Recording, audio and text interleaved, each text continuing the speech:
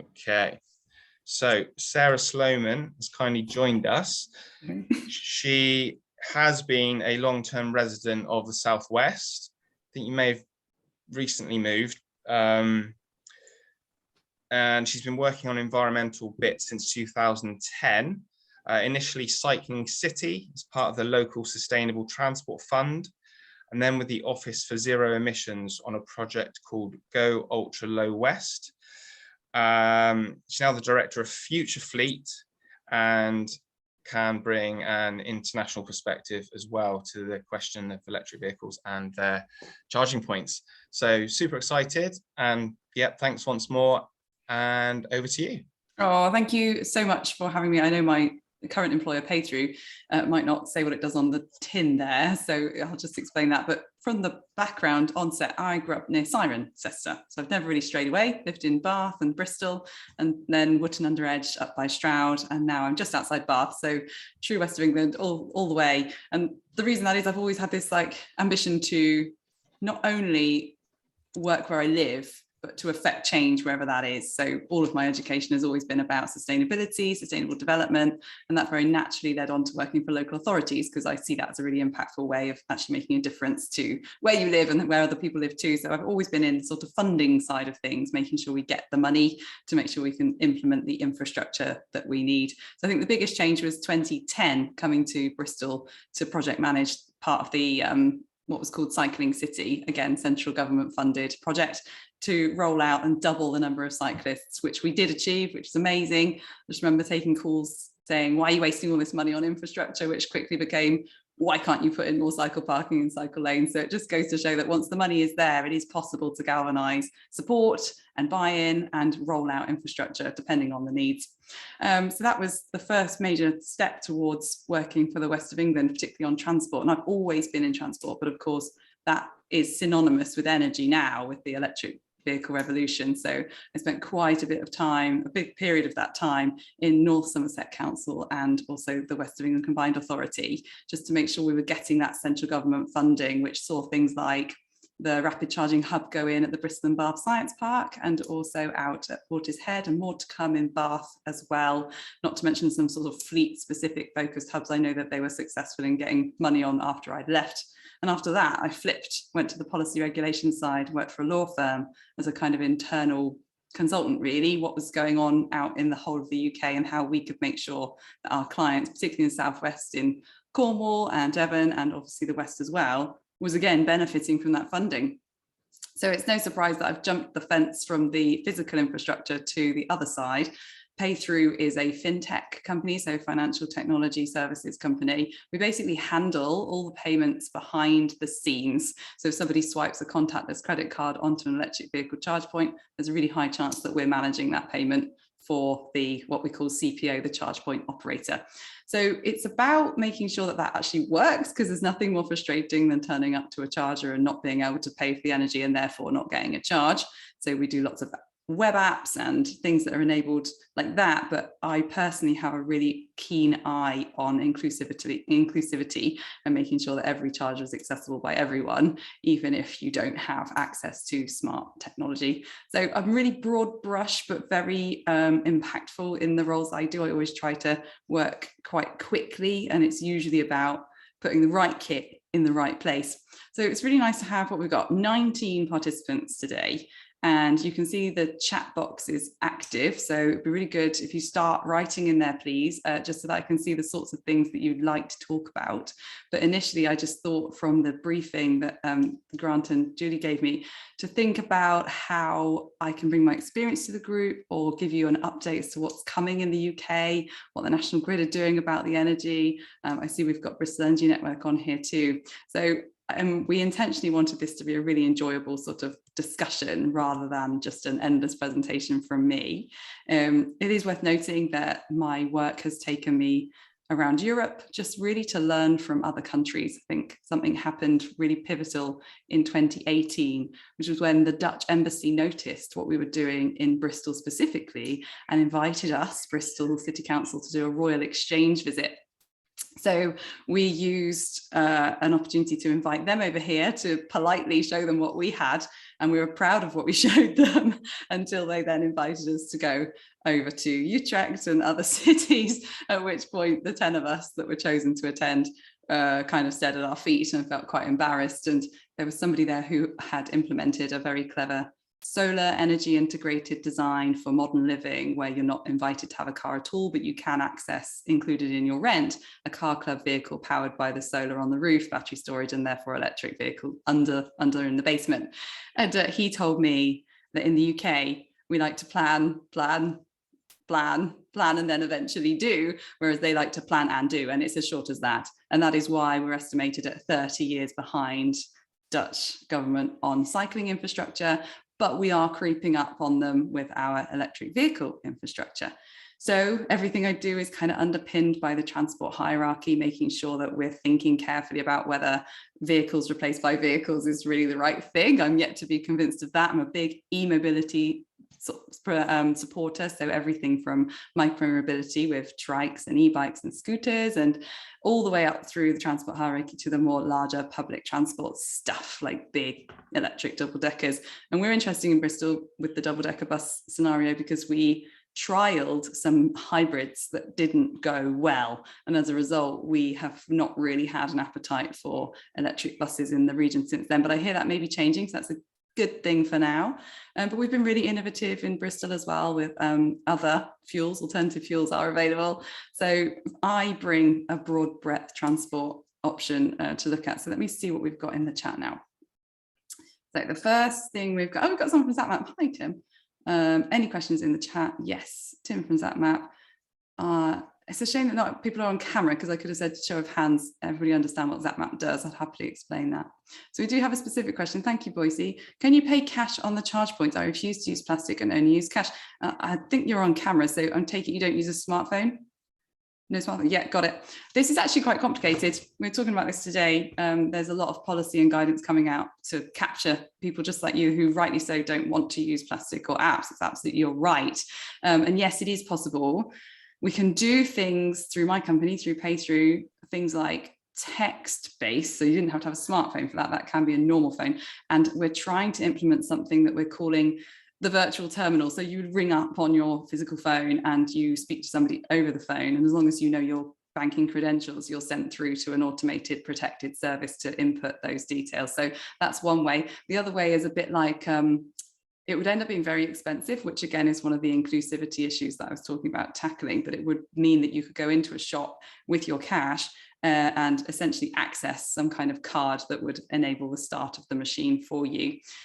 More exciting than that, though, is a protocol that's coming forward with the electric vehicles and the chargers. So it doesn't have anything to do with the user beyond an initial registration. So essentially that car becomes like a contactless credit card. So it's got a system built into it, which we call the digital handshake. So you pull up to the charger, you plug it in, that car knows exactly who you are, and that car knows exactly what your bank account details are. And it tells the charger in a secure, managed way, and then it allows the charge to start, and you're billed separately, contactlessly. You're not touching it. You've got nothing to do with that, which is quite a helpful way of having the charge without having to do the physical payment yourself. It's futuristic, it's coming. It's why my role is about future fleet. So it's about making sure people understand what technology is already available, but not necessarily deployed. So yes, you can pay for charging without cash, but it's not widespread, sorry, without cards and using cash. It's absolutely not widespread. It might be something, it's very difficult to do actually. An RFID card, so a piece of plastic that isn't a credit card, like we used to use them, do you remember top-up cards on mobile phones? They were something I recall. It works in the same way as that. So it's not widespread as a requirement, but it is something that is on my mind because there are still always going to be people that don't want to use plastic. So thank you for asking that. Sarah, shall I read the next question for you? Yeah, I'm trying to scroll, but I can't really see. Yeah, I've got it. You might want to give a quick intro to ZapMap if you wanted to. I suspect I'd like that. Yeah. There's a few people that haven't heard of it. Oh my God, ZapMap are complete pioneers and saviors of the EV charging world. So they produce it started out as a kind of mapping tool really, but ZapMap, as the name suggests, shows users exactly where charge points are. And as the app has evolved, it now integrates into your car, so you can find one when you need one on the go.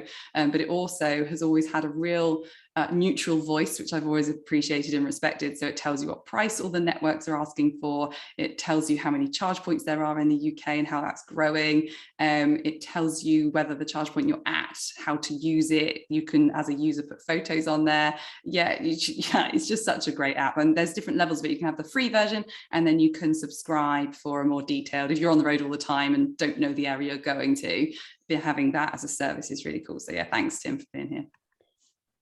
So Nikki, I'm so sorry to Grant to interrupt with a minor bit of housekeeping.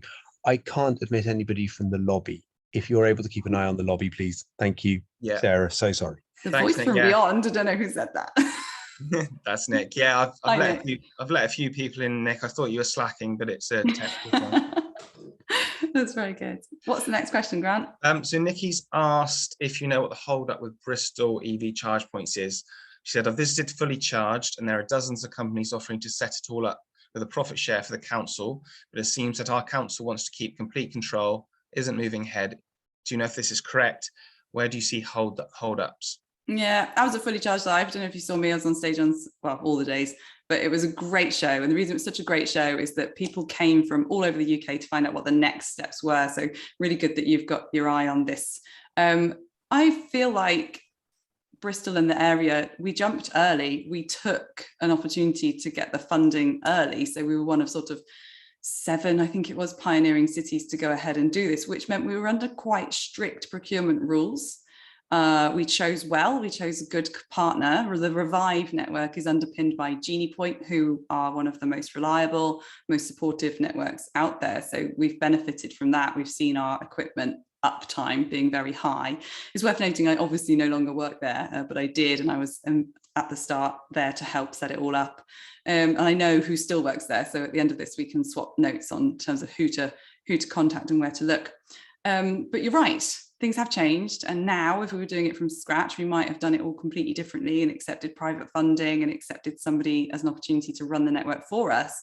But at the time, one of the decisions that we made internally, a key decision, was again about inclusivity. We were scared and worried, and rightly so, that a network would come in, install their chargers for us without us having to worry about that or pay for that or manage that. But then with that comes a sort of downside, which is that if those chargers weren't being used, they could take them away. It would mean things like the tariffs could go through the roof overnight and we'd have no control over it as a local authority. So we wanted our network to be reliable and inclusive and affordable, and the locations of those chargers were done collaboratively. So we asked people where they wanted and needed a charge point installed. That would not happen with those models that you heard about. They would put them in the most profitable locations and they would take them away from the least profitable locations. And what we see when that happens is that it's kind of the rich get richer scenario. People that have got driveways can charge at home, that's fine. And those that don't have to rely on the network. And if we can't control the cost of the network, then it's not going to be an inclusive charging environment. So it basically means if you can afford an electric car, that's great. If you can't afford to charge it, that's kind of good. But we wanted to maintain control of that. It's a little bit of a shame. I have seen the progress really delay. We've won awards for being so advanced, and now I see some projects coming forward, but that's kind of just what happens. I have sympathy for it. It's kind of what happens when pioneering stuff happens. People watch it, learn from it, and then overtake you on it. But the money that's coming forward is crucial, and I'm really hoping that some of the sites in the West will benefit from it. So for example, a lot of the control is about not having grid capacity on site. So there may be a really great location for a charger and people want it, but there just isn't the power available there. And to upgrade that grid connection is phenomenally expensive, and not something that the local authority can consider funding when they've got business as usual stuff to see to. So I'm hoping to attract private investment there as well, which would be great. But also the funding is structured so that the grid upgrades happen anyway. So if there's like a new housing development going in or a new road junction going in, or just the expansion plans that we're due to do, those tend to come with them with grid upgrade as kind of standard in that build. So the number of chargers is going to double, triple probably in the next 5 years. We know that the Revive network was there as a stable constant, but I salute the council because they've been very open to the idea of competition. So now a lot of the fuel stations are doing it themselves. If the arena gets built, that's bound to have absolutely tons of chargers there as well. Cribs Causeway is due for an upgrade. GridServe is coming through. I don't know if you've heard about GridServe. They're the electric vehicle forecourts powered by solar. And they've got sites in Cribs Causeway at Molly's Diner. So it's happening. The council get that. They're focused on expanding where they can with the money that's available, and they've got some really good schemes really focused on residents and fleet, so businesses who want to offer charging. And I think that's the right thing to do, is to sort of let that happen, focus on that, and let that bigger public charging stuff that you saw at Fully Charged Live also happen. The reason why those funding shares happen is because it's a land grab out there. People want to put their chargers, their branded chargers, in the ground. So they're offering really attractive sort of revenue generating incentives to people who are landowners to entice them in. And that's fine, as long as your terms and conditions and sort of 5, 10, 15, 25 plus year plan is solid, because you just don't want to end up what we call stranded assets, chargers not being used, chargers not being maintained. We saw that a lot in Milton Keynes and London, and we do not want that for the West. Do you think the positioning of new charge points is going to be in line with population density? Are they going to find their ways into central locations? What, the people putting the chargers in with private finance? So whether it's private or council-led, yeah, most of the people in the centre of cities, right? Yeah. So are we going to have a proportionate amount of chargers in there? Obviously, where it's very crowded, is space going to be found there? Or Cribs Causeway is a little bit less dense in terms of residential homes. Are people going to have to move out of the city to get to them and then drive back in? No, I don't think so. I thought that the consideration, these charge points are expensive, right? A 50 kilowatt charger is quite a normal charger. You can charge most cars in an hour and a half on that. So they're the big chunky ones you see everywhere. Those come in at about £50,000 a piece after you've done all the groundwork and put the machine in. So they're not just going to put them in places where they haven't really thought about it. It's sort of 30 plus different consideration points on the matrix to decide where these chargers have to go. Lots of geospatial heat mapping, so where are vehicles moving from and to, but also taking into account density and population, and do these houses already have driveways? Is there already a competitor out there that's got one on their corner? Where are the fuel stations? Are they fuel stations who have thought about investing in EV charging, in which case they're already going to be on the map? Major road networks, great location for a charger, of course, but you are right in asking, if it's a high density housing area like flats, a rapid charger is actually an excellent idea because it has a high turnover rate, so people can sort of use it regularly. Or the opposite of that, if you've got underground car parking where people dwell for sort of 14, 15, 24 hours plus, actually very affordable, very cheap, almost clever sockets, not much more than that. Those chargers are really good for those locations. So it's like I said earlier, it's the right kit in the right place. But if you've got an area like a suburb with lots of driveways, chances are you're not going to need a rapid charging hub there, because most people will attempt to charge at home. And if you can charge at home, lots of people are being encouraged to share that charger through really clever apps like Co-Charger's big in Bristol. Book My Charge is another one. Just Park has just done it as well, you know, like when you book a car parking space. So there's a lot going on with the community charging aspect too. So that's kind of like home charging, rapid charging, and then of course office locations or workplaces are being encouraged to put it in the car parks as well. Thank you. That might answer Diane's question in a bit. First, Tim said, I think it's a broader question about related to Boise's, whether or not we'll get to a point where new devices necessarily or by law contactless. Yeah. No, absolutely. So there's already been a legislation passed that all new rapid chargers must have a contactless enabled technology or offer another way to pay. So we call that app or RFID, which is like a recognition identification card enabled. So that if you turn up at that charger and you're not, we're trying to avoid monopoly. So if you turn up at that charger and you're not a member, you can still access that charger and access that energy that you need for your electric car. So it's already happening. Interesting, the latest round of funding has also said that for the slower chargers, what we call AC chargers, so the ones that are 7.4 kilowatts, they're the ones that take sort of overnight to charge most cars. And they're the ones that we call home chargers. A lot of home chargers are 7.4. But publicly available slow chargers, AC chargers, are also required to have this contactless payment or RFID or QR code or whatever you want to use to access it. Now that's actually nuts, because there's not very many products on the market that can do that right now. So all of us behind the scenes are scrabbling to work out how we can make that happen for people. Okay, thank you. Robert's asked if you have a view on whether second-hand electric vehicles are good value. Oh my gosh, yes, we're having this debate today. So last year was COP26, and out of that came a group called Decade of Doing. And somebody on there goes, oh my God, my electric car's worth the exact same it was this time last year. And I just tried to insure my car and it's the exact same. So if I sold it now, I'd get the same price that I paid for it, which is nuts. But the secondhand market is vital because we need to be offering that sort of £15,000 and less vehicle price, which is crazy if you think about that compared to a petrol or diesel car.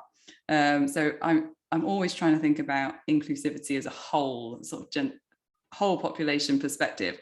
And I just wonder so often if instead of encouraging a £2,000-3,000 purchase, like a secondhand car or something, whether or not there was a way of converting that into mobility credit. So you could hire a brand new electric car, or you could borrow a car club vehicle for a month at a time, or you could get bus vouchers, or a combination of those things. It'd be just amazing if that was a possibility, rather than encouraging people to think, what's your salary? What do you need the vehicle for? Do you need a vehicle at all? If yes, how often? And then you can spread out your finances. The other thing we're thinking about with secondhand cars is total cost of ownership.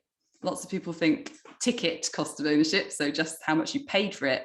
But obviously, the older it is, there's a high chance there's a higher maintenance cost, and insurance stays the same pretty much. So really weighing that up. There's lots of tools out there to help people understand that, yes, it costs that, but what is it going to cost over 3 years? And I myself did that and found out that leasing was my best option. So I don't even own a car. I just basically lease it, hire it each month. And if I lived in Bristol, I'd still be using the car clubs, which is what I did when I lived in Bristol. But I'm super rural now. There's one bus every hour. I don't have a home charge point. I drive electric. It's pretty tough out there. So I actually try to cycle as much as I can. There's a BBC podcast called Sliced Bread. Nice. And it looks at new things coming into society, and it asks whether they're as good or the best thing since sliced bread. And they recently did one on electric vehicles, and it looked at the payback period in terms of cost and carbon of electric vehicles. So that might be worth a listen, Robert. I thought the first 15 minutes was quite waffly, and then it gets to the results in the last 10 waffly. minutes. Was that a pun? Because it's sliced bread. I wish I was that smart.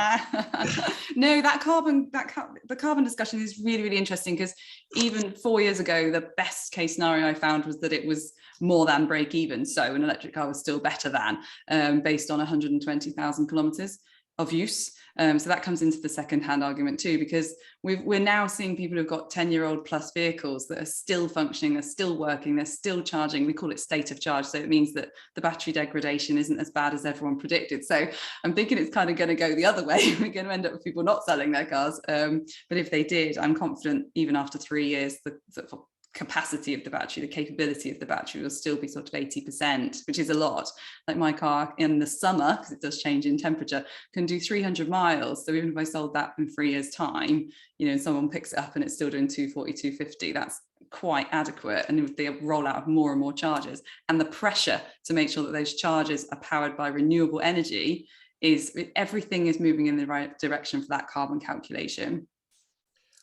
I'm taking liberties by jumping in here, sorry. I think it was the case in EU law that 2/3 of a battery had to be recyclable.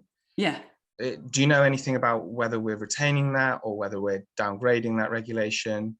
No, I don't. It's actually great to hear that, because we often get asked what's the rules around second life batteries, and I don't know what it is, but I do know a European company called Zenobi who specialize in big batteries, massive batteries. So instead of upgrading the grid like we talked about before, they'll come and lump a massive battery, like a shipping container sized thing, on site, and that actually is predominantly constructed from second life batteries.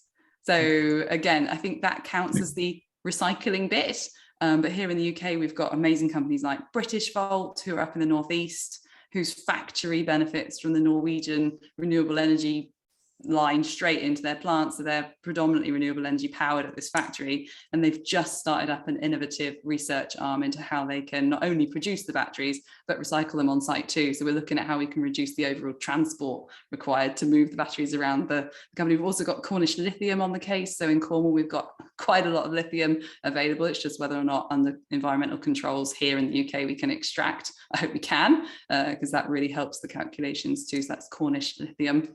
And British Volt, two great companies to look at for the second life battery stuff. Thanks, Sarah. Nikki's asked if you could tell us more about the prospect of electric buses in Bristol. I worked on trying to get First Bus to trial one about 5 years ago, but they were committed to their gas strategy. They were. I don't know if they still are. I totally feel your pain. I was saying the same thing at the same time. I think that unfortunately that hybrid situation kind of stung us a bit, because it is true, the numbers didn't stack up. The vehicles were constantly needing to be repaired. And at the time, a Euro 6 diesel seemed to make more sense. But then, of course, with our clean air zones coming in, the Euro 6 diesel wasn't what we needed then either. But a fully electric bus was hard to find and very expensive to buy. So I'm not pointing the finger or blaming at all. If it, like all these things, it depends what the argument is. If the argument is clean air, then the gas equivalent or the, what do they use? It was biogas, wasn't it, in Bristol with First Bus? Can I just jump in there, Sarah? Oh, hi, Nikki, go on. Yeah, sorry. Actually, what we were getting them to try was converting their existing buses. There's a company up in Sheffield, and we actually took some of their managers up there to look at converting their existing buses, or one or two of them, to electric. Brilliant. So it didn't mean getting a whole new bus, and it was perfectly doable. We got the funding in place, but they just wouldn't go there in the end. It was like horse to water, but they pulled out at the last minute. It's really hard. I learned a lot about how the bus companies operate, and just the ferocious competition that it essentially is like, it used to be that you had a patch and it was your patch and that was your patch until you did a bad job. But now it's actually possible that the bus company could face not being able to operate there if they're not offering the right service. And I think it's hard for them. I think the profit isn't there on buses anymore at the moment. And so that's such a good idea to do a renovation plan rather than a purchase plan. But yeah, buses are still on my mind, and they're not getting the limelight they deserve, because I just think it's a generational thing. I love the bus, but so many people don't. And I wish there was more bus opportunity, simply because my hands are free. I love being on the bus because I can do what I need to do rather than having to drive everywhere and just get stuck in traffic. So I'm backing the bus. I think the buses are fantastic. We just did a promotional video of the ITT Hub, which is the commercial equivalent of the Fully Charged live show that got mentioned earlier. And there's just so many examples of these fantastic machines with the Wi-Fi and the leather seats, and just really nice environment to be on, and fully electric and coming down in price as well for operators to purchase or lease or hire. And again, private investments available for that. There's kind of like bundling happening where you have your depot fitted out, you have your battery storage installed, you have your solar array put on the roof, and then you have your electric buses. But it's a bit like that Netherlands example I gave earlier. You just got to do it, because once you've done it, it's much easier, because then everything else follows suit. But that Park Street didn't do us any favors. That was a lot of the problem with deciding on what technology to deploy in the first place. And I worry that we're a little bit once bitten, twice shy, but I've got faith in the West. Lots of people look to the West. Action Net Zero is an amazing campaign just launched last year. I don't know if you saw about that. Really galvanizing that conversation around stopping being shy and actually just going for it. Yeah, Action Net Zero. Have a look at that one. I don't know these, but Steve's asked if you think we'll see quadricycles like the Citroen Amy being available and usable in Bristol. I guess. I mean, it's not a plan. I know there was a lot of discussion around how deliveries were being made by e-trike.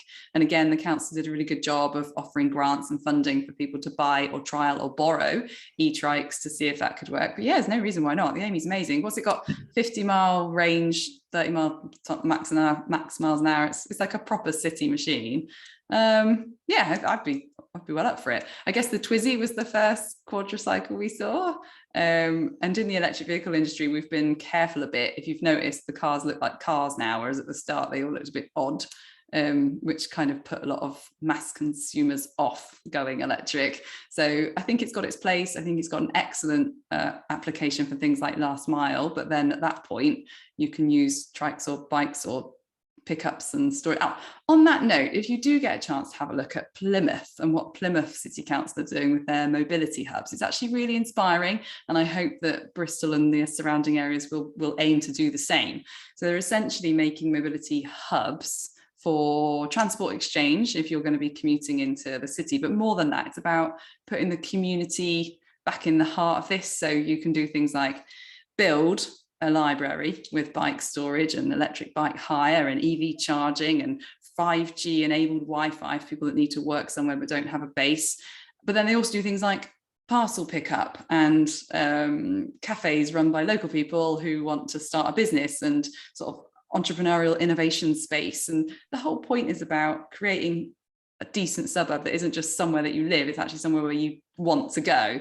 And this of course includes EV charging, but I like the idea that even if you do drive part of your journey, you can stop off there and it can be part of your day. So you leave your car there, you leave it to charge up, and then you hop on something else like a bus or a bike or a trike. And then maybe you, instead of having your delivery sent to your house, you have it sent to a hub, which is obviously better from a sustainability perspective, and you pick it up on the day and then you see the same person and you have that chat. Because if COVID taught us anything, not only did it see a huge hockey stick kick up in the uptake of electric vehicles, particularly prompted by clean air and how nice it was when the cities were empty, it also made us realize that community is really important. And if we're going to develop, it has to be sort of in unison with each other, not fighting against, well, I like cars, well, I like bikes, well, I like buses. Well, the mobility hub concept kind of brings all that together and still has one core focus, which is clean air. So I'm all for that. I think they've done an amazing job in Plymouth, and I hope that lots of people do the same. That's a very European model anyway, but in the UK, not so much. Parts of Bristol are trying to get a transport hub as well down at the M32. So delivering companies would drop there, and then e-vehicles would bring it up to, say, Clifton Village.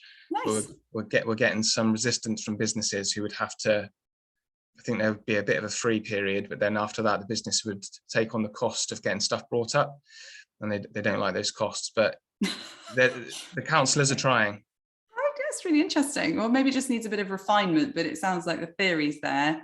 Maybe the location's wrong. Maybe just because it was the motorway, it made it seem logical, but maybe it's not. Yeah, they don't like the additional step. They're like, well, we're relying on people managing a warehouse and to get stuff to us, where normally it would be direct and the additional cost. But hopeful. It's embryonic, but they're trying. Okay, well, if I can be helpful in any way, let me know. So you partly answered this one, but Diane asked, she said she's got a house with solar panels and a car parking space outside, no car, a garage with electricity on a fairly new estate. Can we get a charging point to sell to others? Yes, you can, and you'll get your hand absolutely bitten off. So I presume you've got some kind of way of working out what your energy costs actually are, because that'll be the rub for you. There's all sorts of financial regulation around this, but essentially you don't sell your electricity, you hire out your charger.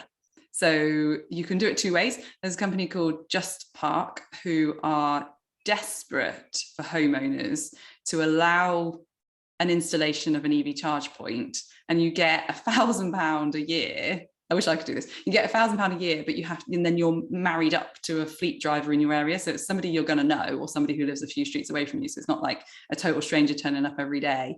But the reason is, of course, so many drivers are being given vehicles that they can't charge at home because they don't have driveways. And there isn't yet quite enough fleet charging or public charging to support them. So we've identified the UK sort of needs to pull together a bit. So if you've got space and you've got the willing, you can have it paid for you, which would be amazing. But if you're thinking about doing it off your own back, there's a company called My Energy, and the charger is called a Zappy. And that means that your solar power can go straight into the vehicle that's charging using that technology. So Zappy, My Energy, same company, is a good shout for you as a product. But if you're happy to offer up your charger, offer up your driveway and have the charger installed and get £1,000 a year, that's Just Park. It's who you need to speak to. Oh, and the other ones are Co-Charger. So that's app-based, and anybody who lives near you downloads the app and says, okay, great, I can get an electric vehicle now because I can see I can sometimes use your charger in your driveway, so that's good. There's one called Book My Charge, same principle. Zap Maps on here, so we've got Zap Home, I think works in the exact same way. If anything, they're probably the first one to do it, so the first one to do everything. And there's also Your Parking Space, also a very good way of finding not just parking, but also charging. Thank you very much. And from Julie, what should people on private roads with no drives do about EV charging? Getting together to get an EV charger installed seems to involve horrific cost and ongoing admin burden.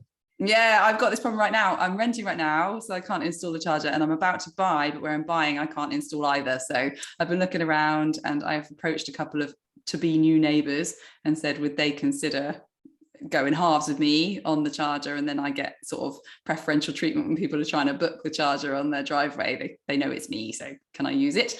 That's been interesting. Hasn't worked yet. So it is tricky. I have every sympathy, and that's a lot of the government funding has come forward to tackle this exact problem. So it's sort of off-street residential charging is what we're calling it, and it goes in places like underutilized car parks around the corner. So even in this tiny village, there's a tea room that's got quite a big car park. That's a prime location that I would be suggesting had a couple of chargers installed, or community centres, or even school car parks are good as well, because of course during the day they move. So it's hard, there's no denying that. I think vehicle choice is key here as well, making sure that you get something. I would recommend 250 miles plus, so you need like a 64 kilowatt hour battery pack. It's just like saying a 3-litre diesel, 64 kilowatt hour battery pack, and that'll get you between 250 and 300 miles. That means that you don't have to charge it every day. I don't know how much you drive. Most people in the UK drive 7,000 miles a year. I'm more like 25,000, which I don't like, but it means that I have to use the public transport network and the public charging network a lot. But you just get really used to it. You know the brands that you like using, you know the apps that work well and the ones that don't, and you ask your employer as well, if you're lucky enough to go to a sort of actual employment site, speak to them, because there's still grants available to have charging put in at work. So yeah, grants are always around. They slosh about a bit, and if they don't, there's always offers from the companies who offer the charging. So vehicle choice is key though, as I say, because you will not be able to charge outside your house, but you maybe, it's kind of in this order, can't charge at your house, might be able to find a neighbour who will let you through community charging apps or just being friends.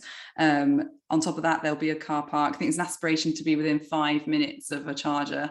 That's what we're trying to sort of aim for, so you can leave your car overnight and come back. Failing that, public network's there for you. It's doubling, if not tripling, in the next few years. I really wouldn't worry about it. Just maybe borrow, if you can use it, like EV Car Club, to see if it's for you. I know you've got quite a few in Bristol, so just do that for a couple of months and see if it works. And if it's terrifying, then maybe it's not quite the right time. You've got time. 2030 is the phase out period, but don't be put off by the charging, because the charging is coming, would be my headline from this whole evening. Thank you. I'd quite like to comment on this next one from Robert. You go ahead. Is the future electric? And if so, what should we be looking for in terms of sustainable transport? So I'd say that when you're looking at transport, getting on a vehicle, the questions I ask is how many people are using it. So if it's a car, it could be 4. If it's a bus, it can be 60. And what percentage of time is that vehicle in use? So a car, maybe 4% of the time. If you're taking an hour to get to work, one in 24 hours of the day, about 4% of the time. Whereas a bus or a tram, like the tube station in London, those could be up to 80% of the time. So I definitely don't want to totally poo-poo privately owned electric vehicles, but the greater they're in use, the wider the emissions getting divided over. Yeah, totally in support of that. I mentioned the transport hierarchy earlier, and yeah, and the car club. A car club, yeah, but it's just about the fact I'm constantly saying this. If we simply replace every single internal combustion engine vehicle with an electric one, we are definitely going to have failed, because we're still going to have congestion, we're still going to have poor public health, we're still going to have spiraling transport costs, and now we've got spiraling energy costs as well. So electric cars definitely have an opportunity to help us clean air and also reduce the carbon impact of single occupancy vehicle travel. They also have application for wider transport solutions as well, for the same reasons.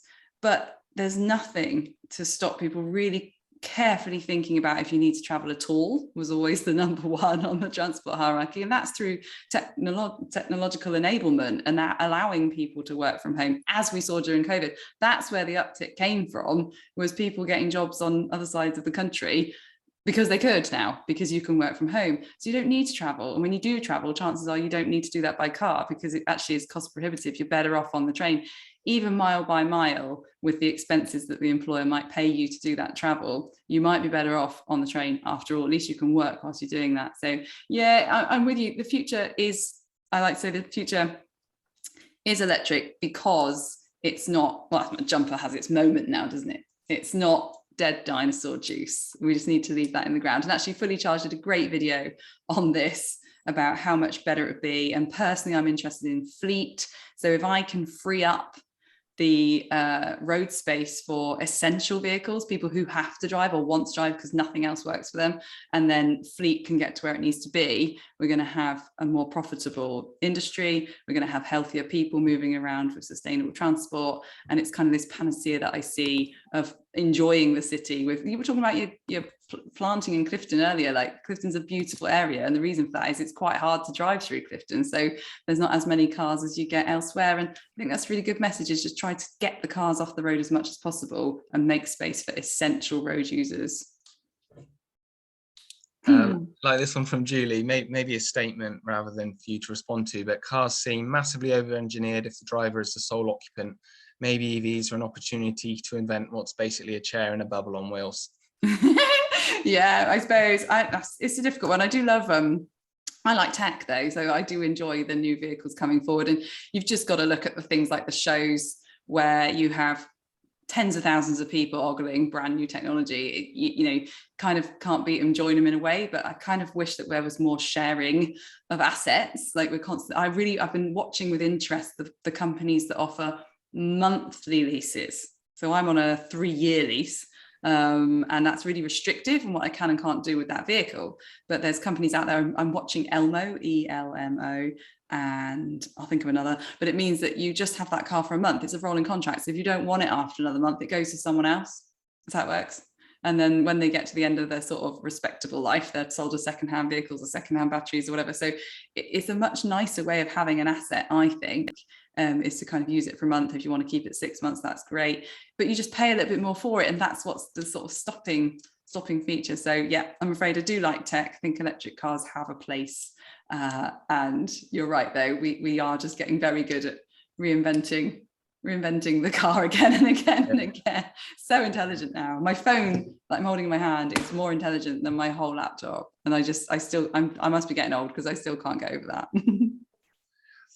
So Diane said thank you about just park and all the other bits you said on her private driveway. And Rogers asked, how will the WECA Mobility Hub pilot projects include e-cars and clubs? I don't know if that was addressing something you said or me saying about the council. Well, there's definitely included. EV car clubs have always been included. Even when we did the on-street charging project, we made sure that we were doing like dual port chargers. So if a car club wanted to go there would be a chance to charge a private vehicle and a car club vehicle at the same time. Bristol's always pioneered car clubs. So yeah, I would absolutely say it was definitely included. But the ins and outs of housing wise, I just don't know because I don't work there anymore. It's Okay, so Robert says, how is commercial leasing of fleet driving, electric transport and charging on Bristol roads? Is this heavily incentivized? Not really incentivized at all, actually. Total cost of ownership models are still showing that running an electric vehicle is cheaper for a fleet than diesel or petrol, but it's just getting hold of the vehicles at the moment. So the supply chain issue has really affected the fleet industry. You can't get the chargers at the moment in the same lead time as we could 2 years ago, but that's partly because demand has gone up so much as well. So there's a thing that we do called the EV Cafe, and it's a completely sort of agnostic. It's 5 professionals, me and 4 others. We come on every month and tackle issues exactly like this because we're in the industry and we hear things all the time behind the scenes, but also from our customers and clients who we work with in our day job. And actually today, semiconductors was one of the biggest topics of conversation. And you're very lucky in the West, you've got a company called Edwards down in Clevedon or Portishead, I think it might be Clevedon, and they are one of Europe's biggest semiconductor producers, and they were quite open in saying it's not actually we're producing as many as we ever have, it's just the demand's gone so sky high. And then of course with COVID followed by disasters like the war in Ukraine has put a halt to things being meeting demand, which is ironic because I used to say these car manufacturers need to hurry up, we can't go to electric fleets if you're not giving us the vehicles. And then I attended the ITT hub, which is Information Technology and Transport Hub last week, I was just like Christmas Day, because there's so many electric vans, so many electric trucks and cars and bin lorries and everything we've wanted for a while, all available now, but the lead time to order one is long. But that's okay, we've got time. So I would always urge fleets to consider what incentives are out there for the chargers, what incentives are out there for private investment on your fleet yard in terms of building it for you. And that works on a revenue share basis, so it just gets managed, and as a fleet operator you don't have to do it. But it is a complicated beast, and time is the essence. When do you put your order in, and then when will you actually get your vehicle? 6 months, quite normal. That's Robert from Bristol Energy Network, and he was nodding. Thank you, Sarah. Oh, that was you, Robert. Hi, cool. Yeah, well, do connect on LinkedIn, everyone, and wherever else. I'm on all of them. So when you find me, we can continue these chats anytime. Oh, and here's the EV Cafe as well. It's cool. There you go. It's free, of course.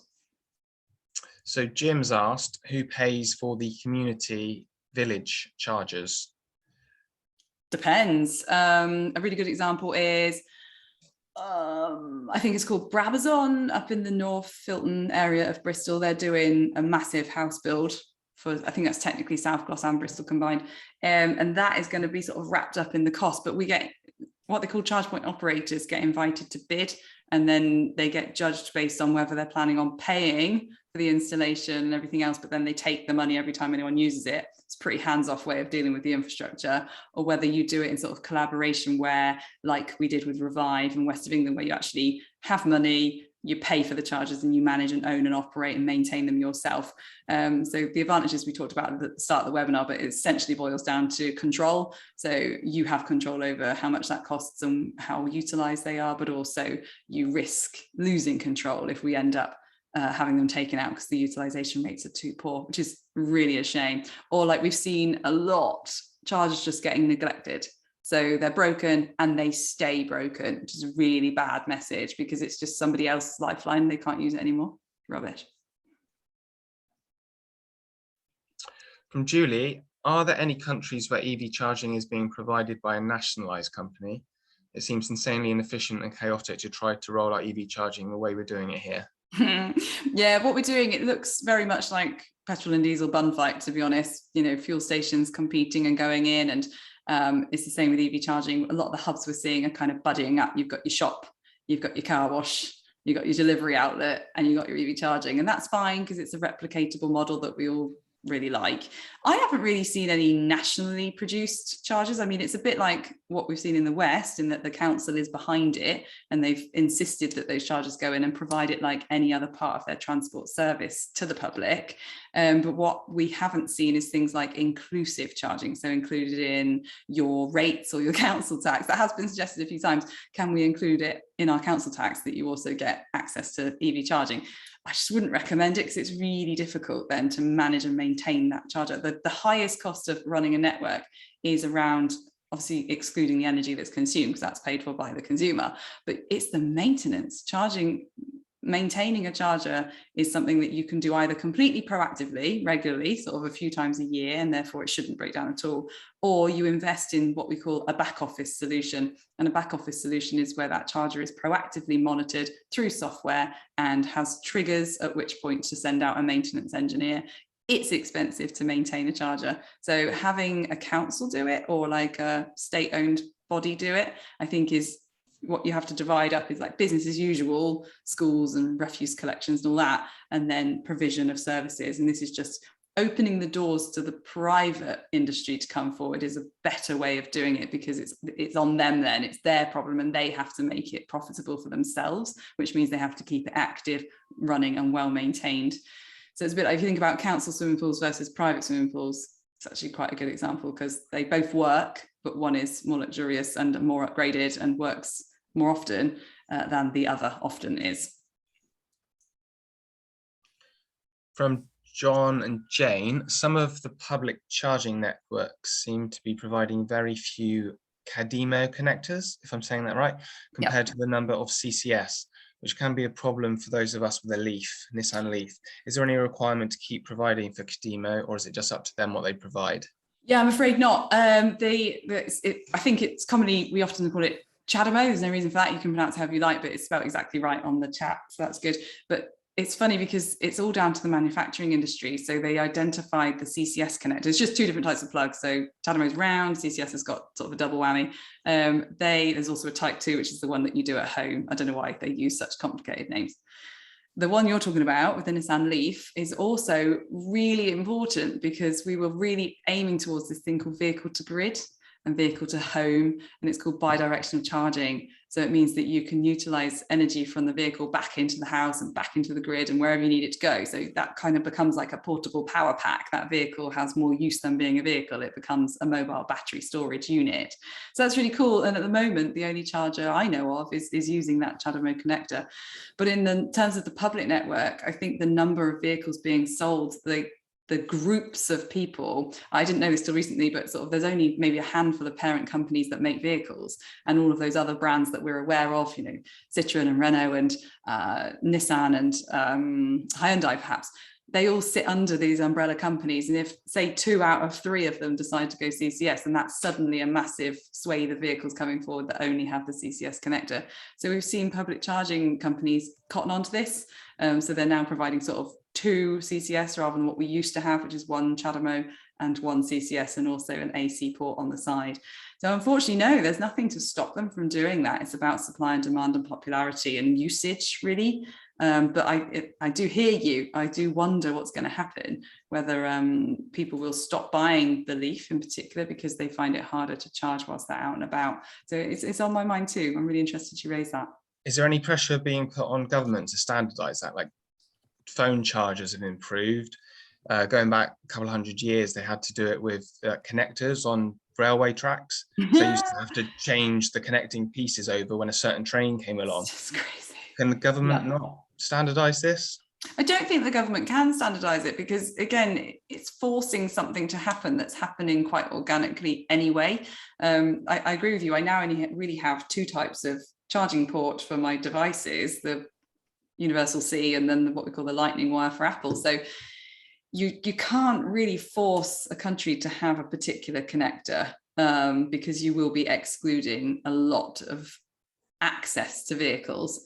We import so many, well, imagine the percentage of which vehicles we import is huge. And so unless we're going to directly copy the rest of the world and they do it, our own government or other governments would have a very big battle. I just hope it doesn't go beyond the 3 that we currently have and the ones we just discussed. So that's type 2 that you use at home or out and about on an AC charger, and then Chadamo and CCS, which are commonly featured on rapid chargers, public network chargers. So hopefully it doesn't go beyond the 3.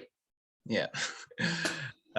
From Roger of ALW Energy Group, we're not seeing anything by way of car club development in Lawrence Weston, despite having a lot of new housing and a formal neighbourhood development plan calling for major new home developments, i.e. more than 9, to offer e-club places subsidy membership.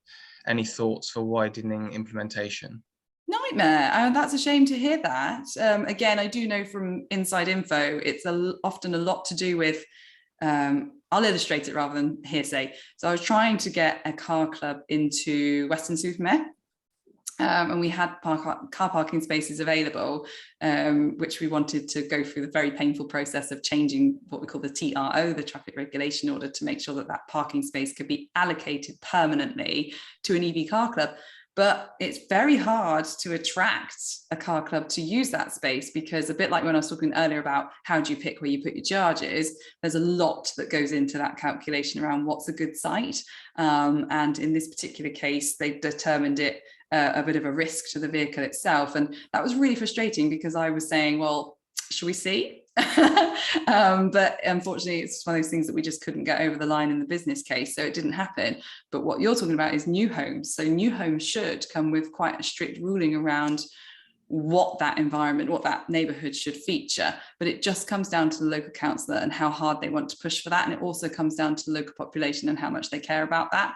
But I see it 2-way, because if they don't know what it is and they don't know it's available, they may not have wanted it.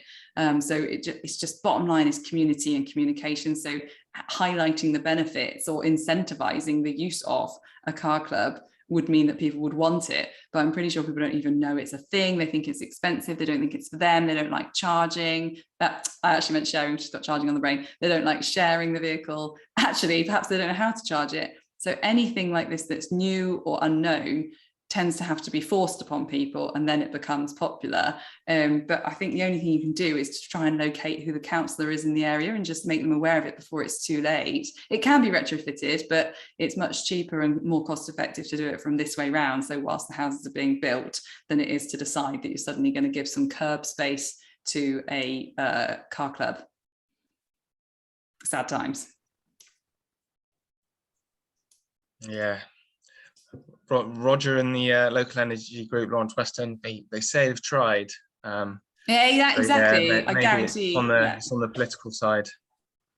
Yeah, the councillor is your friend in this case, because we've tried, might have been 4 or 5 years ago or something, and pressures have changed since then and appetite has changed since then. So there may be a way to challenge, to sort of say, well, look, has anybody re-engaged with the community there to see if it's something that would be helpful? And a really good lever is kind of access to employment or access to outdoor space, whatever. So if you're able to demonstrate that an EV car club can enable things like that, then all the better. Where it falls down is, of course, a car club is an occasional journey. So you get the car, you use the car and you bring it back. So going to shops and stuff like that. It may be that the development has been designed so that there is a shop nearby or there is a school nearby. So technically car use shouldn't be, because that's number one, is using cars less altogether. So a lot of developments are designed really positively that you don't need so many car clubs, and perhaps the money has gone towards like a bus rapid transit network instead. And car clubs are difficult because you can't say I'm going to use it to get to work, because you would never hire it, leave it parked at the car park at your work all day and then drive it home again, because that would be more expensive per year than just buying a car. So car clubs are sort of for short, predictable, local, repeatable journeys, or long weekend trips that you wouldn't otherwise do if you didn't have a car. So they are hard to get over the line. But utilisation rates in the past haven't been good, so it's quite hard to justify. But I would be asking myself, have they given us something else? Yes, they've said no to car clubs, but have they provided hire bike schemes, or have they provided access to rapid transit networks? Yeah, I'd love to see Bristol do this mobility credit thing. Welcome to your new home. Here's £1,000 worth of bus tickets. Knock yourself out. Potentially the last question from Pippa. We've heard warnings that the current national grid infrastructure won't support our future needs for universal EVs. Is this an ongoing concern? Nope. No, I mustn't be so flippant. It's just that having spent so much time with Graham Cooper, who's the head of decarbonisation at National Grid, he and I are literal friends, and he shows me white papers and thought leaderships and everything he does. But ultimately, he can summarise it in 10 seconds, which is to say, we've known about this a long time, we've secured the investment, and we're rolling it out well ahead of the 2050 deadline. They reckon their grid will be completely green and enabled by 2035. So the money is coming, the money is here, and they know the hotspots, they know the problems, they're working with the other networks around. So you've got the national grid, which does the sort of transmission of the energy, but then you've also got the individual sort of divided geographically others as well. And here we're Western Power Distribution, but there's also Northern Power Grid. They're all totally aware of it, and they're working really, really symbiotically. So no, absolutely not. Where it is partially true is smaller scale, so little neighbourhoods or individual sites of employment. That is where there's connection issues, but it's not a grid issue. It's a connection issue. So we just need to work with our distribution network operators like Western Power to say, I'd like to put in some charging. There's a lot of it. Can we speak to you about it and help us find the best place to put that that's going to be the most cost effective? Okay. Amazing. Any more for any more? Wow, save it. Save it. Well timed. Well timed hour. I think we nailed it. We got there.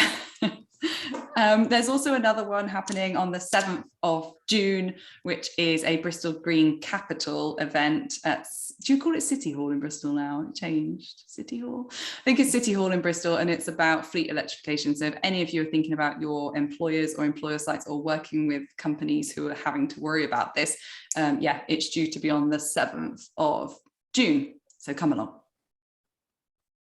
Lots of thank you, Sarah. Oh, that's nice. Oh, that's lovely. And yeah, I think the main headline. We've lost you. I can't hear you. Yeah. Hey. That's so weird. Got you back now. Got you back. I don't know why. I didn't touch anything. My hands are here. So I was just going to recap. Action Net Zero. That's great for thinking about the local area and how you can improve things for you and your neighbours. Also, EV Cafe, any questions whatsoever, it's all about accelerating the transition to electrification, but also growing the community around these questions, whether it's right for you or not. And then I think keeping an eye on industry events like Fully Charged Live and ITT Hub, and that's pretty much how you can keep up to date really quickly. And thanks for having me. Great. Thank you. Have a good evening, everyone. Bye for now. Thanks. Thank you. Bye, everyone.